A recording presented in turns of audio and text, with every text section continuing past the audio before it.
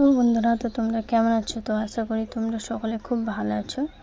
তো আমি এখন ভালো আছি। তো আবার চলে আসলাম তোমাদের মাঝখানে নতুন একটা ব্লগ নিয়ে। তো চন্দনা DJ1 চ্যানেলে আসার জন্য অনেক অনেক ধন্যবাদ। তো চলো আজকের ব্লগটা স্টার্ট করি। তো এই যে সকালে উঠেই প্রথমে আমি কিন্তু মাড়লটা দিয়ে নিচ্ছি, কেন আজকে উঠতে একটু লেট হয়ে গেছে, তার জন্য আসলে রৌদ্রে উঠে বললে নাকি মাড়ল দিতে হয়, তার জন্য আমি কিন্তু প্রথমে মাড়লটা দিয়ে নিচ্ছি, তারপরে কিন্তু বাকি কাজগুলো সব করে নেব। এই যে আমার চারি সাইডে কিন্তু মাড়লটা দেওয়া হয়ে গেছে। তো এই যে লেতাটা প্রথমে ভালো করে চিপে আমি কলপারে রেখে দিচ্ছি, তারপরে এই যে মাড়ল দেওয়ার জলটা আছে সেটা আমি উঠোনে ছিটিয়ে দিচ্ছি, কেন অনেকটা ধুলো ধুলো হয়ে আছে, তার জন্য আমি ভালো উঠোনে ছিটিয়ে দিই। তারপরে এই যে উঠোনে ছিটানো হয়ে গেছে, তখন এই যে আমি ঘরটা ঝাড় দেওয়ার জন্য চলে এসেছি। তো এই যে ঘরটা আমি প্রথমে ভালো করে ঝাড় দিয়ে নিচ্ছি চার সাইডটা। তো এই যে এটা পড়েছিল, তো এটা তুলে নিলাম ঝেড়ে, তারপরে এই যে ভালো করে ঘরটা আমি ঝাড় দিয়ে নিচ্ছি।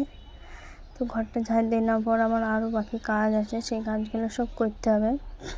তো এই যে কাপড়গুলো সব নিয়ে নিচ্ছি, সব আমার মেয়ে ফেলে রেখে দিয়েছে রাত্রেবেলায়, তো রাত্রেবেলায় এখন তোলা হয়নি গো, তার জন্য আমি এখনই তুলে নিচ্ছি। তো এই যে বারান্দাটাও আমার ঝাড় দেওয়া হয়ে গেছে, তো এই যে সিঁড়িগুলো ঝাঁটিয়ে নিলাম। তো এই যে এখন আমি উঠোনটা ঝাড় দিয়ে নিচ্ছি ভালো করে। তো এই যে কালকে যেই ঝাড় দিয়ে যেগুলো রেখেছিলাম সেগুলো প্রথমে ভালো করে আমি গুছিয়ে ঝাড় দিয়ে নিচ্ছি। তো আমার হাজব্যান্ড কিন্তু মেলা করে, তো তার জন্য সেই মেলার জিনিসপত্রগুলো সব বের করেছিল, তো তার জন্য কিন্তু এতগুলো জিনিসপত্র উঠোনের মধ্যে পড়ে আছে নোংরাগুলো।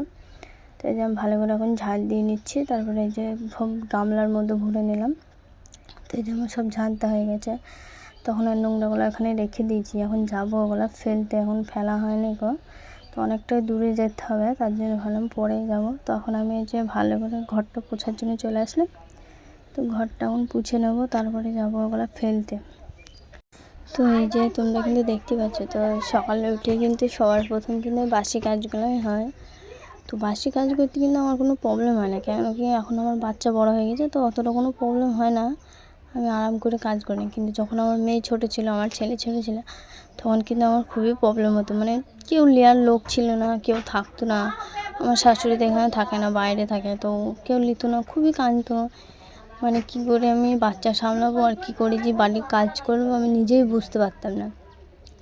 তারপরে আস্তে আস্তে দিন যায়, টাইম যায়, আস্তে আস্তে সব চেঞ্জ হতে থাকে, তখন আমার বাচ্চাও বড়ো হয়ে যায়, তখন আমি কিন্তু সব কাজ, এখন দেখো আমার বাচ্চা এখনও ঘুমাচ্ছে, মানে এখন 10টা না বেজলেও কেউ উঠবে না, বাচ্চাও ঘুমাচ্ছে, বাচ্চার বাবাও ঘুমাচ্ছে, সবাই ঘুমাচ্ছে, তো এখন তো কেউ উঠবে না, পরে উঠবে, মানে আমার কাজ করে চা করে আমি বসে থাকবো, ওদেরকে তোলাবো, তারপরে উঠবে। তো চলো তোমাদের সাথে গল্প করতে করতে কিন্তু আমার ঘরটা পুরো কমপ্লিটলি পোছা হয়ে গেছে। তখন এই যে পুছাটা আমি ভালো করে ধুয়ে নিচ্ছি, তো ধুয়ে এখন মেলে দিচ্ছি, তারপরে এই যে আর একটা ল্যাতা ছিল ওটাও আমি ধুয়ে মেলে দিচ্ছি। তো এই যে কল পরে মানে খুবই প্রবলেম হয় কলটা, কেন কলেতে জলই ওঠে না, জল তুলতে তুলতেই আমার সারাদিন চলে যায়। কলটা ঠিক করেছি কিন্তু তাও জল উঠছে না, কেন কী হয়েছে কে জানে, 2-3বার ঠিক করার পরও কল দিয়ে জলই ওঠে না। তখন এই যে থালা বাসনগুলো আমি ভালো করে মেজে নিচ্ছি। তো কড়াইটা মানে এত পরিমাণে পুড়ে গেছে, কড়াইটা উঠতেই চাইছে না, তারপরে কী করবো, বালি দিয়ে আর ইট দিয়ে কড়াইটা মাজছি, কিছু করার নাই। তারপরে যাই হোক, যেমন তেমন করে উঠে গেছে, অনেকটাই উঠে গেছে, আর একদিন মাজলে উঠে যাবে। তো এই যে থালা বাসন সব ধোয়া হয়ে গেছে, তো আমি এখন নিয়ে এসে রেখে দিচ্ছি দুপুরে। তারপরে এই যে তার সাথে সাথে এক বালতি জল নিয়ে এসেও রেখে দিলাম চা করবো তার জন্য। তো আমার কিন্তু সব কাজ হয়ে গেছে, তো আমি কিন্তু স্নান টান করে রেডি হয়ে এখন আমি এই যে চাটাও খাওয়া হয়ে গেছে, বাসন টাসনও ধোয়া হয়ে গেছে, তারপরে যে রান্না বসিয়ে দিয়েছি, কাটাকুটো সব হয়ে গেছে। তো এই যে তরকারিটা বসিয়ে দিয়েছি, তো প্রথমে যে কড়াইটা বসিয়ে পেঁয়াজ দিয়ে দিয়েছি, তো পেঁয়াজটা ভালো করে কষিয়ে নিচ্ছি আমি। তো পেঁয়াজটা কষিয়ে নেওয়ার পর তারপরে এই যে প্রথমে কিন্তু আলু পুঁই শাক, তারপরে কিন্তু চিকেনটা রান্না করব। তো জানো বন্ধুরা, তো যখন আমার বিয়ে হয় তখন তো আমার অনেক বয়স কম ছিল, তো মানে কীভাবে রান্না করতে হয় সেটাই জানতাম না আমি। তো যখন বেশি ভাত রান্না হতো তখন তো ভাতের ফ্যানটাই বসাতে পারতাম না, হাতে পুড়িয়ে মানে হাতে পড়ে যেত, তো হাত পুড়িয়ে যেত, এরকম হতো। আর মাছ ভাজতে তো জানতামই না, মানে মাছ কড়াই দিতাম আর পুরো মাছ লেগে যেত, তারপর মানে তেল ছিটকে গায়ে পড়তো, মানে খুবই কষ্ট হতো রান্না করতে। তো তখন পারতাম না, তখন কিন্তু শাশুড়ির কাছে অনেক কথাও শুনতে হতো, মায়ের বাড়িতে কোনো কাজ শিখে আসেনি, রান্না করতে জানে না, কিছুই জানে না, খালি খায় আর ঘুরে ঘুরে বেড়ায়। তো তখন তো আর জানতাম না কি বিয়ে হলেই সংসারের সমস্ত কাজ করতে হয়, মানে সব কিছুই করতে হয়, নিজেকে সামলাতে হয়, বিয়ে হওয়া মানেই বাড়ির সমস্ত দায়িত্ব আমার উপরে পড়বে, সেটা শুধু জানতাম না। তো এখন দেখো বন্ধুরা, মানে তখন কী ছিলাম আর এখন কী আছে, এখন মানে বাড়ির পুরো সমস্ত কাজ করা, রান্না বান্না, দুটো ছেলে সামলানো মানে বিশাল ব্যাপার। এখন সব কিছুই শিখে গেছি। তো যাই হোক বন্ধুরা, অনেক কথা হয়ে গেল। তো এই যে আমার মশলাটা কিন্তু পুরো কষানো হয়ে গেছে, ওরা আর একটু কষিয়ে নিচ্ছি ভালো করে।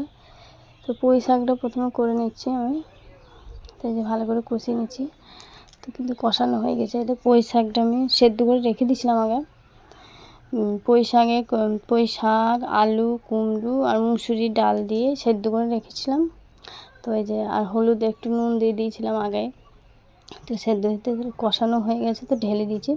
তো এইভাবে রান্না করলে কিন্তু খুব ভালো লাগে খেতে। আমার তো এইভাবে পুঁই শাকটা খুব ভালো লাগে, আর পুঁই শাকটা খেতেও কিন্তু খুব টেস্টি হয়েছিল। তো তারপরে এই যে পুঁই শাকটা ঢেলে রেখে দিয়েছি। এখন এই যে কড়াইটা ধুয়ে মুছে এখন এই তেল দিয়ে দিয়েছি কড়াইয়ের মধ্যে।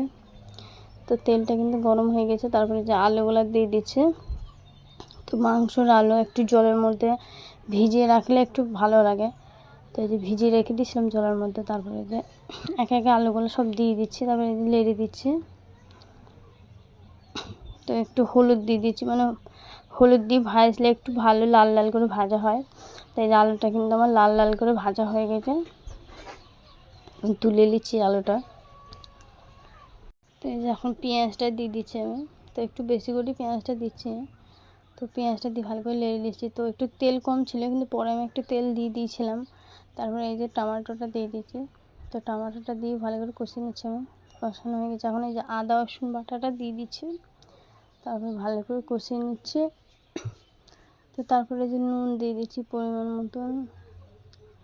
তো মশলাটা দিয়ে ভালো করে কষিয়ে নেবো। তারপরে মাংসটা রান্না করার পরও কিন্তু আমার আরও অনেক কাজ আছে। তো এই রান্নাটা হলেই কিন্তু কমপ্লিট হয়ে যাবে। আজকে কিন্তু বেশি রান্না করিনি। মানে দুটোই রান্না আজকে, পুঁই শাক আর চিকেন রান্না। তো এই দুটোই রান্না করেছি। তো মশলাটা কিন্তু আমার ভালো করে কষানো হয়ে গেছে লাল লাল করে। তো তারপরে এই যে চিকেনগুলো দিয়ে ভালো করে কষিয়ে নিচ্ছি। তো আমি কিন্তু এইভাবে করে রান্না করি। তো তোমরা কীভাবে রান্না করো অবশ্যই কিন্তু কমেন্টে জানাবে।